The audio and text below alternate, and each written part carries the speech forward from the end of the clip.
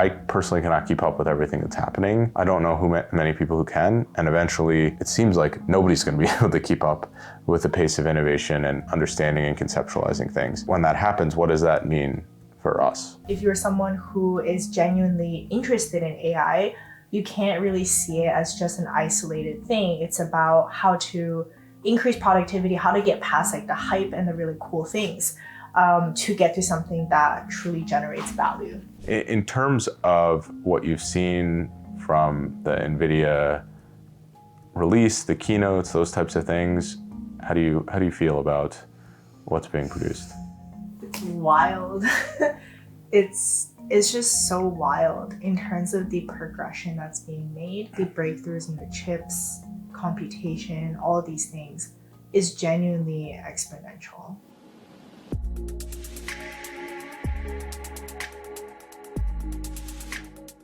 Tina, welcome back to the Ken's Nearest Neighbors podcast. We did a chat in Austin, but the audio quality was not good enough. So we had to retire that one, but I'm happy I got you back in here. We're at GTC, NVIDIA's GTC, and I couldn't find a room with chairs. So we have to use my hotel room. I apologize for the sketchiness of it, but at least we got a place to record. At least the cameras and the quality on that side is good. So welcome, and thanks for agreeing to come on. Of course, always. So what's new with you since I last saw you? So it's I see you and talk to you very frequently, but from an audience perspective, you were doing Lonely Octopus, you were doing some other things. What has transpired in your content life, as well as not as much in your personal life, but what's just transpired with your work things? So in terms of the content, I think since then, that was when I decided to go very seriously into content, like have an actual content, true content business. So that was when I really started hiring people. I started getting on ops, and then in terms of just everything to run it smoothly. Because for a very long time, it was just me and an editor. And then now I really see it as much more of a business, especially going into Lonely Octopus as well. I've been discussing things that are more related to artificial intelligence, more related to careers in AI, what it is that is important to learn.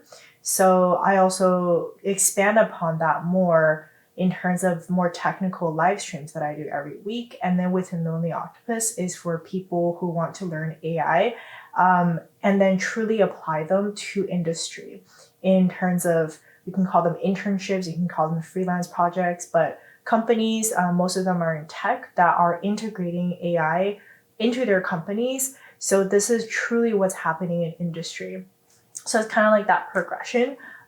If you're someone who is genuinely interested in AI, you can't really see it as just an isolated thing. It's about how to increase productivity, how to get past like the hype and the really cool things to get to something that truly generates value.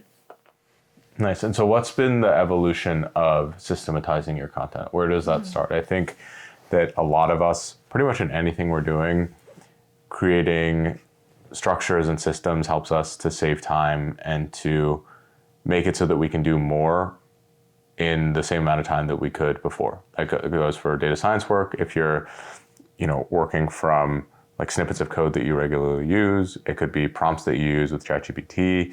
What does that look like in your content work? And then what does that look like maybe in Lonely Octopus? It's a good question. How do I say it? It's not that I didn't treat content seriously before, but for whatever reason, I was just like, content is different from a traditional business, but it's really not.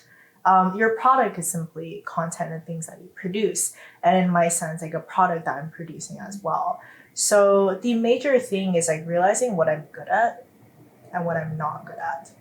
For me, I'm pretty much good at one specific thing, which is gathering information, learning from people, learning myself, and then creating, I hope, valuable content for people.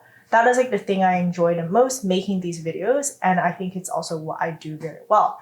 pretty much everything around that, I need to start understanding, like, it doesn't make sense for me just to be like a one-man show or like one-woman show.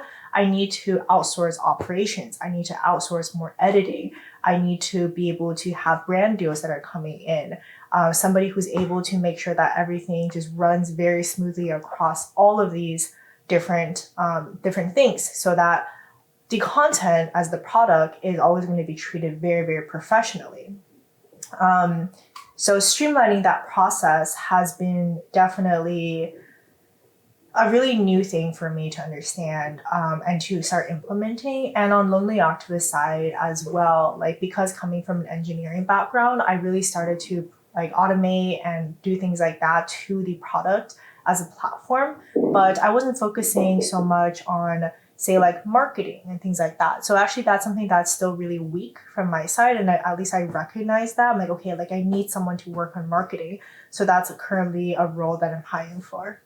So how does that work? How do you find people to delegate? How do you vet them? How do you do these types of things? Again, this is no different from at a larger scale, a company hiring people. Like, what do you look for in terms of those employees? I think that if we look at the smallest businesses where it's only a few people, the lessons that we can learn about who is a good hire or what companies are looking for, it scales all the way up pretty well. Yeah. I think it's understanding, like always understanding P&L. I think that was like one of the major things, is this is not my first company that I've started. Understanding like value delivered per person. So the way I see, so I have like screening processes for like a lot of different roles, and I've kind of established a process now to screen out people that I think won't be a good fit. And then after that, I always hire people starting off as contractors. So it's a trial period that de-risks me in case this person is not very good or not a good fit. And it's also a good time for the individual to see if they actually enjoy working with me and it makes sense for them. So I calculate those things in terms of value per person that's being brought in. And then I trial that for around like 2 to 3 months usually. And moving forward for that, some people stay as contractors, some people I would invite as full-time employees after that. I think my biggest metric is really pretty much value per person.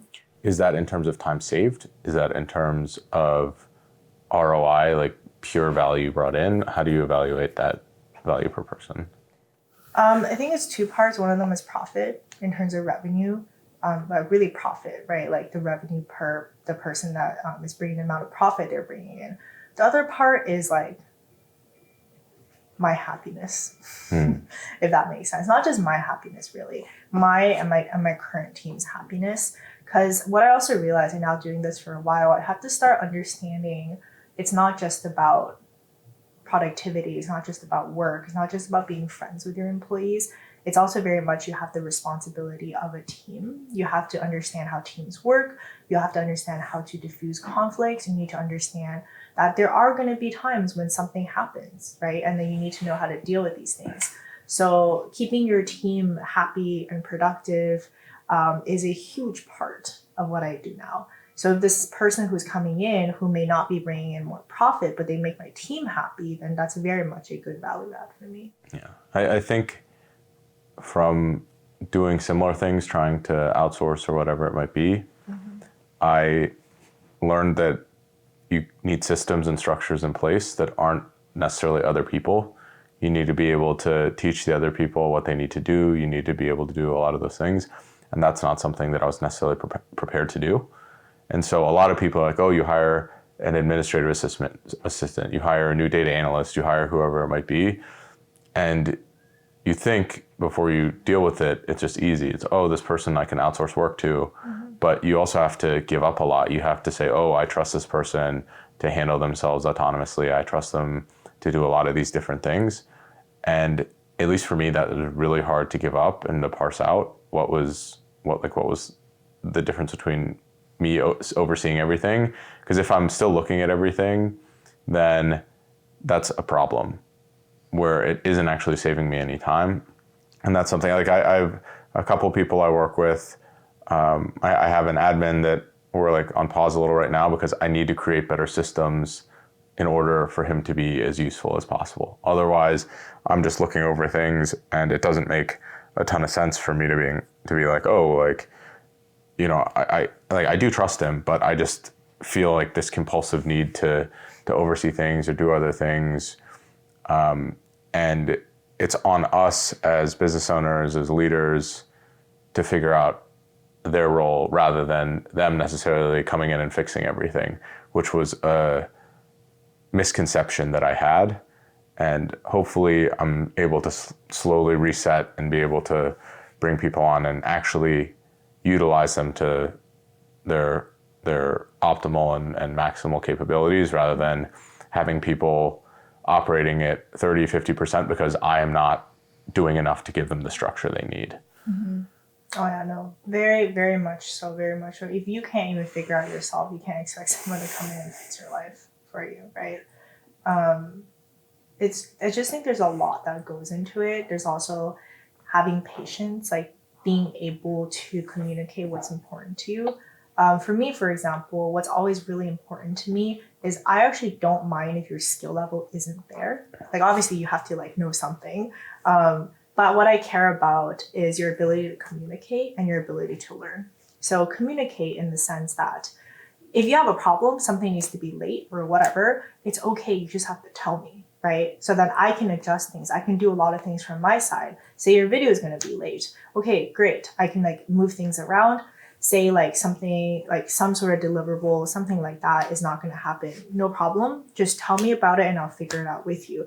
The worst thing is when somebody doesn't tell me what's happening and then just like doesn't do something, then I'm kind of like, I can't guess what you're thinking, right? And I also think that's why it's a big requirement for me, because I truthfully don't have the time and energy to guess what people are thinking. My expectation is that you are able to tell me what you're thinking. And the second part is the ability to learn. I find that the people I work best with, I do have a very high standard for a lot of things. And I understand that. That's also why I pay people higher than industry standards. But my expectation is that I will send this back to you 5 times and I will keep doing it until you get it to the right standard. You can be annoyed with me, no problem, right? But your ability to learn and adapt to that, being okay, like this is not at the right standard. I'm going to fix it. I'm going to listen to this feedback. And then over time, I'm going to get better at what it is that I'm doing. Those 2 things are genuinely, that's it. You know, that's it. And you'll be surprised. Like, this is like a struggle for a lot of people. And the thing is, I've not worked with, like I've decided to not move forward and not work with people who are genuinely really good at what they do. But to me, you can be great at what you do, but if you're not able to integrate into the company, into the culture, then what use is that? This episode of Kenzera's Neighbors is brought to you by Z by HP, HP's high compute, workstation-grade line of products and solutions. Z is specifically made for high-performance data science solutions, and I personally use the ZBook Studio and the Z8 workstation. I really love that the Z workstations can come standard with Linux or WSL2, and they can be configured with the Data Science Software Stack Manager. With the Software Stack Manager, you can get right to the work of doing data science on day one without the overhead of having to completely reconfigure your new machine. Now back to our show. And I think we generally have different views on like what the culture is with how we run things too, which I think is really fascinating. I think you're very particular with how you want things, and I'm kind of on the opposite end where like my voice is the voice of the team I work with, the people I work with, and the vision is also largely shaped by them, which is, you know, structurally different, where you have a unifying vision of how those things work. And the overarching thing there is I think that's like totally okay. So you just have different types of teams, organizations that work well or don't work well. And I don't think one is necessarily better than the other. I think that hopefully I have a very clear vision of what I want, but how that's executed can be dramatically different over time, which is kind of fun. And, you know, I think obviously there are some employees that you have that you view as like more on the partner side, but I think I probably view most of my like the people that I work with more as partners rather than people that are like working with you or working for you. And again, there's nothing necessarily wrong with those views. It's just like a different cultural element. And that also defines the content I make and defines the content that you make, right? Which is, I think, both a good thing for each of us individually. I'm interested in what your perspective is as we, for example, we went and we toured NVIDIA today. We said they have a pretty sick infrastructure, a sick office building. How do you feel that you interface or you compare yourself to like a behemoth of a company when we're both working, largely on small businesses? Like, is that something that's aspirational, or is it like, I would never want to run that or do that because of overhead? It's not aspirational for me. I don't want that in my life. I think the way I see it is like, trust is super important to me. And with a team that's this large, with much, much larger, I feel like I don't have the ability of establishing that trust with more people. Like, there are very core members of my team in which I've learned to trust them and they learn to trust me, in which they're full-time, but I really view them as partners in the things that I do. I trust that we understand the vision, and I trust that they're able to make things happen. I'm just like, but this is the thing. I know you're able to figure it out, whatever it is that you need to do. But I feel like with a larger company, like, you're able to establish that culture, but it's like that trickle down effect at a certain point, unless there's like very explicit ways of defining that culture, like doing a lot of things in order to keep the culture intact. It's very difficult to unify a company as much. I think NVIDIA does a really good job of that. Yeah. I was pretty surprised at the office. So the office that they work in is beautiful. It's very well thought out, very well structured. They simulated a bunch of it. But they didn't have entertainment areas. They didn't have the nap pods. They didn't have a lot of these things that are common in large tech companies here. And I thought that was very interesting culturally, is that, hey, we are a place of business. We have a very clear vision, and the vision is to produce things that are essentially changing the world, changing AI, changing these things.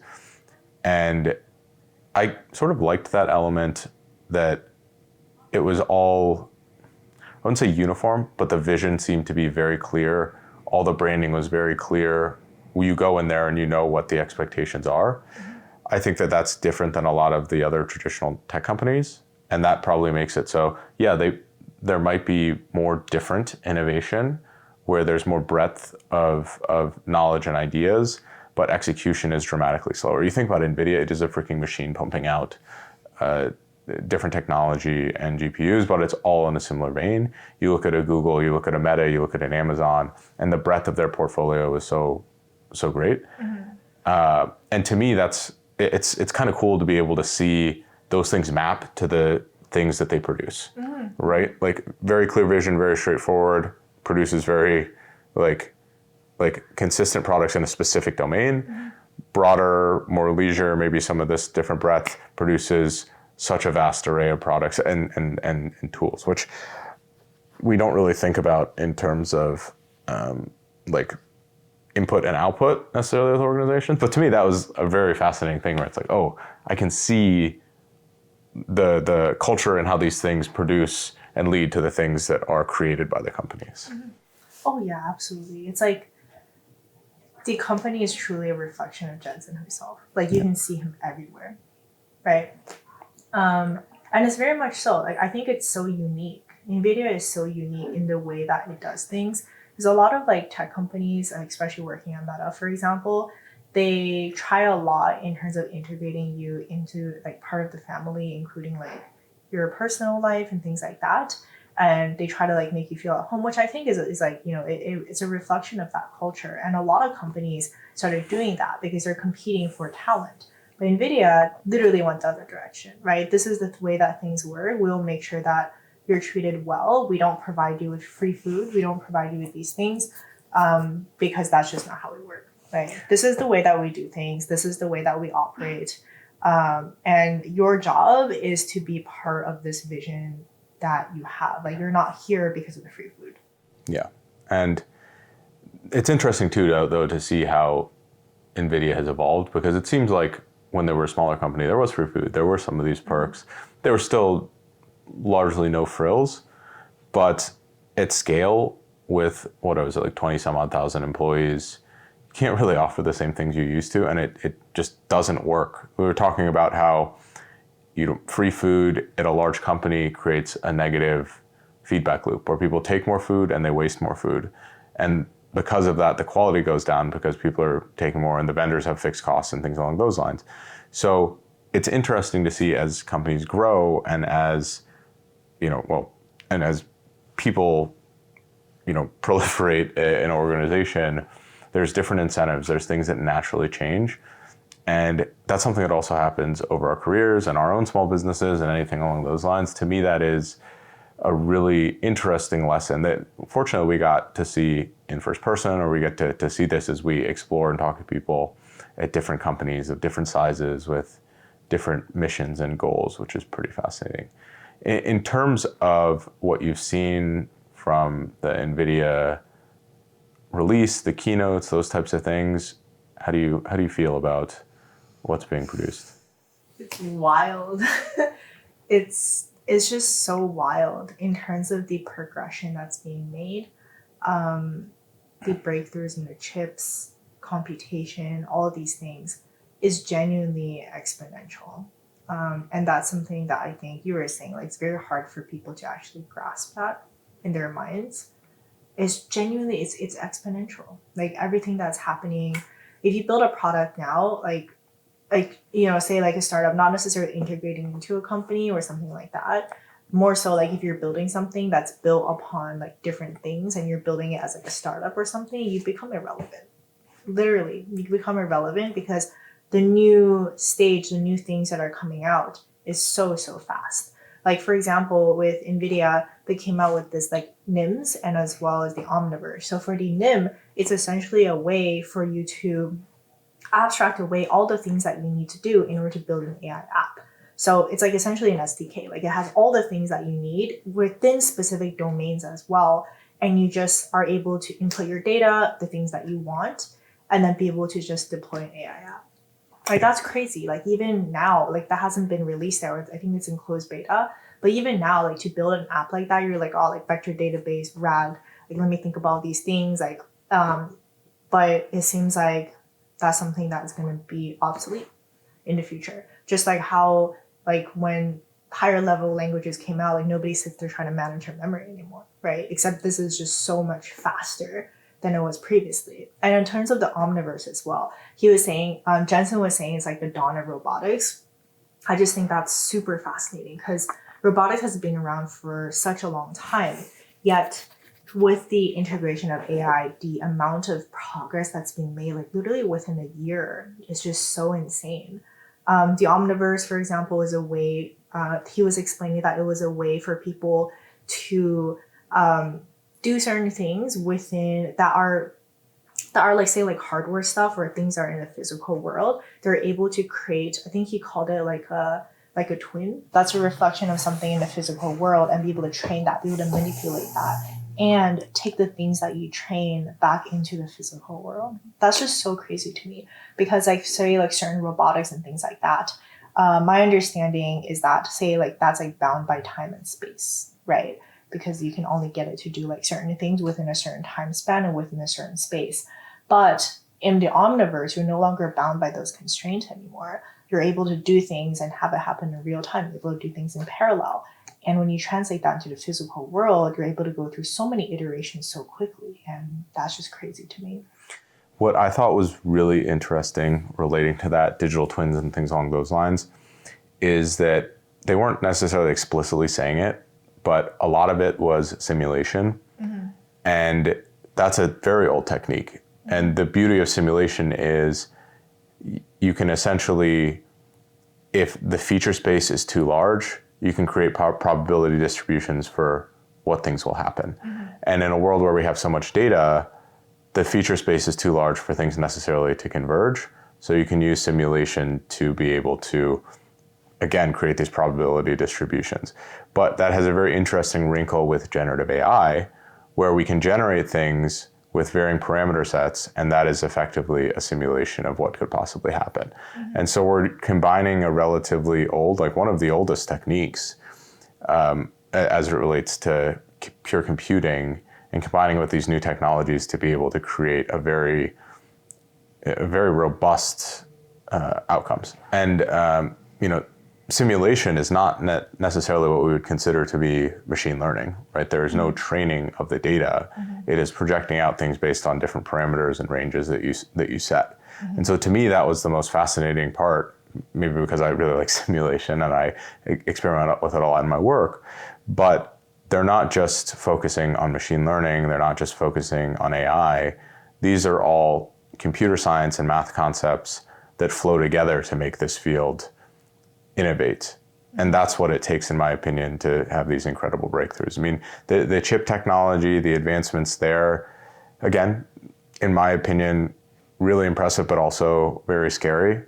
There's just, so much moving so fast, especially with LLMs, but to see an exponential increase in improvements in hardware is something that is enabling these things to compound and train faster and iterate and those types of things. So again, I expect we'll see a ton of innovation in shorter and shorter periods of time. And I know I've expressed this quite a few times before, but I personally cannot keep up with everything that's happening. I don't know many people who can, and eventually it seems like nobody's going to be able to keep up with the pace of innovation and understanding and conceptualizing things. And when that happens, what does that mean for us, right? I don't know if it necessarily impacts jobs. I don't know if it necessarily impacts lifestyle or innovation or where that really flows into, but the fear of the unknown and the fear of rapid pace in the expanding unknown is fairly intimidating to me personally. I would agree. I think probably you'll see this video when it comes out. The video is called "Is Prompt Engineering the New Coding?"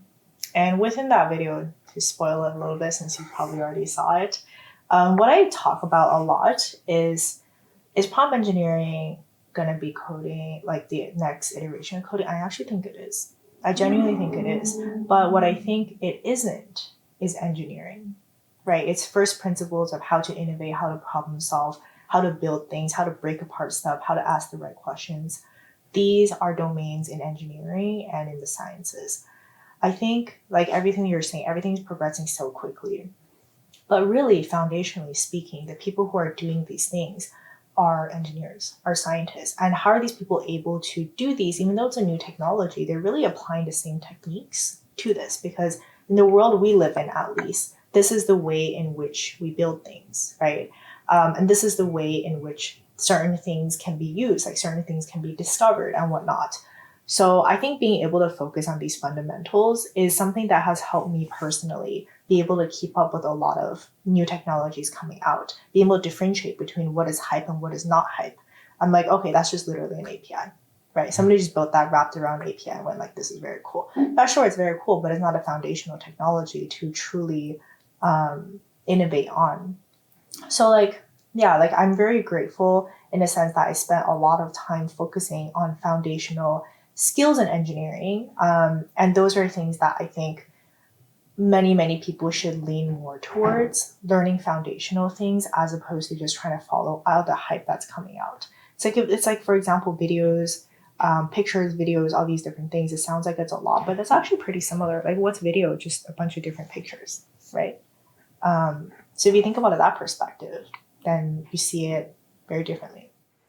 Yeah, I agree. I think I personally took a little offense when Jensen was saying that kids don't need to learn how to code or they won't need to learn how to code, because I talked about this in the episode with Hunter, is that I think coding teaches you how to think. And it's still one of the most effective tools at doing that, because it teaches you to think structurally, how to build on top of things and things at scale, but it also teaches you to think in an open-ended way, because with coding, you can literally build anything with these building blocks.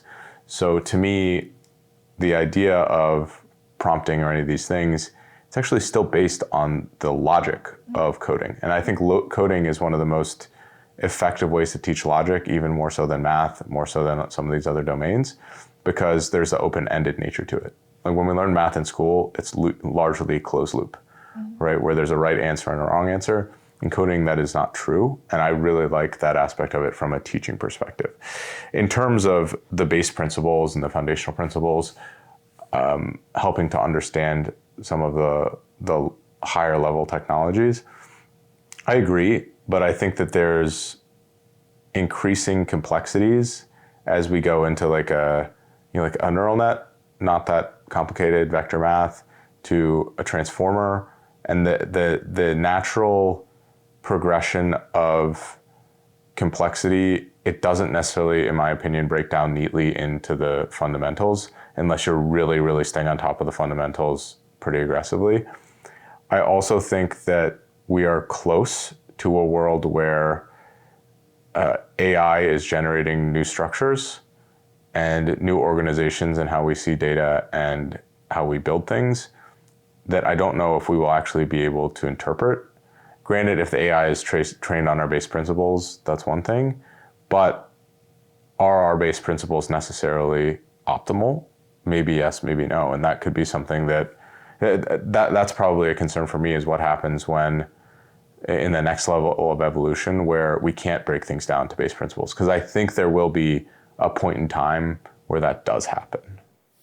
Then it becomes heuristics, right? Then it becomes, it's almost like the opposite of what Jensen says. So like, I don't know, probably listen to him more than me, but I see it in terms of then that becomes science, right? Science is the discovery of things, to understand things through heuristics without understanding things from fundamentals. It's almost the opposite of engineering. Yeah, well, I mean, we're already seeing that, right? With the LLMs, we don't necessarily know why certain things happen, and we have to do essentially scientific method to figure out causal inference of these types of things. And that to me is interesting, that we can create a technology that we don't necessarily understand. I mean, that's something that happens probably most frequently in this field than any other field. There are tons of phenomena in physics that we don't understand, or in the natural world, but there's very few that we've created that we don't understand, which is inherently fascinating. Maybe that's one of the most unique things about AI compared to any other science, any other domain. I don't know. In the comments, let me know. Is there anything you can think of where humans create something and they seek to try to understand it? I think that's also why so many people are afraid of AI as opposed to like basic software, because there's no defined bounds to what it can do. A piece of software is self-contained, right? But with AI, because by nature of it, it's generative. Like you don't understand exactly what's happening in it, which also means you don't understand the bounds of its output. Yeah, well, I will say that's modern AI, right? The first AI is like a if-then statement, but yeah. Right, yeah, like right. It's like, that's another thing. I think people go like, wow, AI is such a new field. But like, again, it's been around for the 60s, but it's like a subset of deep learning, which is a subset of machine learning, right? Like if you think about it from that perspective, it's like, again, what I was saying, just in terms of like first principles, like not necessarily you have to like prove it using math, but more in the sense that you understand each domain and how they relate to each other. You realize that they're really not as different as you may think they are. Yeah, I will say I think AI is a little bit more broad than that, where there's elements of, again, an if-then statement is technically AI from a broad definition. Right? Like we're replicating some human interaction in like a chatbot, but that's not deep learning. But I completely understand what you're saying. I think the cool thing about AI is it can go beyond just deep learning, and it can incorporate, again, simulation, like we were saying. It can incorporate elements of, I guess it's still technically machine learning, but there's elements of robotics, elements of these types of things for different sensory inputs. And that's very fair. That to me is what separates AI from just machine learning, is that machine learning is, AI, over time, we're going to have to open things up to more different types of senses, because if AI models are just vision-based or audio-based, there's a whole element of the world that they don't interpret like humans do. I'm reading this book called The Performance Cortex, and it's talking about motor control. And it's fascinating how detailed our muscle fibers are. How in our individual fingers, there's independent feedback loops that help us to stabilize and feel things so we don't slip. So if you tried to light a match, for example, and your hands were numb, but you could still use them, and you could just see it, you'd be really freaking bad at it. And that's literally me right now. Yeah, maybe you don't have like muscle spindles or whatever they're called. Yeah. But that next order of being able to do things in like small space, or to replicate things that humans do better than robots still. I mean, I think a human still, if you're using the same rough outline of a human, we're better at sports. We're mobile. We can do things on the fly. We can like pour a drink more consistently or in different iterations than a robot can. But there's a lack of input data in a lot of these AI models from these different modes. And they're starting in multimodal, but a huge, I mean, that sense of touch, smell, when humans have proprioception and interoception and these types of things that AI has not been able to measure, or about humans haven't been able to do that. So how could the AI models necessarily have that yet?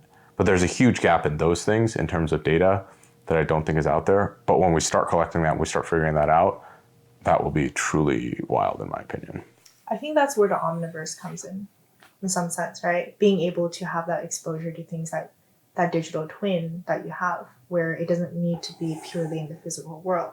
It's a simulation of the physical world, which, again, like, haven't used it. I think it's still in closed beta. At least, like, conceptually speaking, that opens up so much, right? You're able to process this data, you're able to do things because your digital twin is able to interact with a simulation of the physical world. Well, we think about training data, right? Essentially, you're creating original training data through simulation rather than real data that's needed, because you physically map the real world in a certain way. And that solves one of the largest problems that AI has right now, is running out of data to train on. And to me, that is crazy. I mean, it's not like we're just feeding generative models into generative models. We're feeding 3D realistic, physics realistic creation. Let me think of Unreal Engine. You can start doing this now with generative video or any of these types of things. In theory, you can create infinite training sets from something that is very close to the real world without necessarily having AI generate it. And that to me is pretty nuts. But that is one of the big bottlenecks, is like, oh, we thought it'd be data, but then there's this workaround that makes it highly effective. And it seems like we're having more and more of those breakthroughs now. And again, I'm not an expert by any stretch of the imagination in this. So if anyone has thoughts on if I'm completely wrong on that front, but it seems like there's consistently, and it seems based on NVIDIA's vision, like that is the direction that they are trying to go with this. Yeah, I'm both terrified and looking forward to the future. Yep, and I'm still looking to buy my farm. So if anyone knows good fruit farms in Costa Rica or Hawaii, let me know. That's true. One of the things that will never go away is basic human needs. So there's a reason why people invest in things that are related to things we care about, which is like food, property, things like that, health. Yeah. And again, I'm not like a doomsday prepper by any stretch of the imagination, but I do believe in diversifying and hedging risk in certain ways. So, my personality is that I'm interested in this. I'm obviously talking to people and trying to get the best perspective, because to be honest, a lot of it is a little bit beyond me in terms of complexity. And I think that that's okay. We can only have so much attention. But at the same time, there's also very clear trends that we're seeing towards massive adoption, towards massive investment in compute. And it seems pretty obvious that AI is going to shape the future of the world, just if you follow where the money goes. And there's a couple different outcomes. I think that there's like a high outcome, that it helps improves quality of medical care, treatment, education, a lot of these types of things. There's also a non-zero chance that it replaces a lot of workers. I don't think that that'll happen relatively soon. I think that humans working is a function of humans hiring them. And that chain of command in that system is ingrained in us and will take a lot of time to unlearn, even if there's a better tool, because you can't like blame AI, you can't fire AI. There's like maybe even bad reasons why it won't be adopted in certain ways. But there's also, with increased speed, higher probability that something goes off the rails, right? I mean, you think you're driving a car 25 miles per hour on the road and you speed up to 40 miles per hour, you speed up to 100 miles per hour. The damage caused by you crashing at each of those is very different, right? And one at 25, whatever it is, there's systems in place in the car that can mitigate a lot of the damage. You might get a little whiplash, you might get a concussion, but your life is largely not going to be in danger. If you run into a tree at 40 miles per hour, it's a little different story. But if you run into a tree going 100 miles per hour, even with the highest quality safety systems that are available today, there can be a lot of stuff that goes wrong, right? So that's sort of how I'm viewing this as well, is that we're moving increasingly fast. We have to be increasingly careful about how we drive the car, or we have to be able to figure out how we can like avoid and mitigate risk and create better safety systems, or we could just not drive, which is the farm. I mean, I even think for the farm, you're going to have to drive because robotics is going to play a big part into your yield. Yeah, but if you're not selling the stuff and you're just eating it yourself. If you want to be a self-contained commune, yeah, I suppose that works. Yeah. I'm not trying to get in the business of farming. I feel like I could make more money in AI. But just in a commune. Yeah. So amazing. Tina, any final thoughts? I feel like we have a lot more GTC to explore as well. Mm-hmm. Not really so far. I think there's just so much that happened in GTC. I feel like afterwards, after thinking about it, there's a lot that I would probably have thoughts on. Amazing. Well, I'm looking forward to the videos you make on those thoughts. Will do. Awesome. Great seeing you. Great seeing you.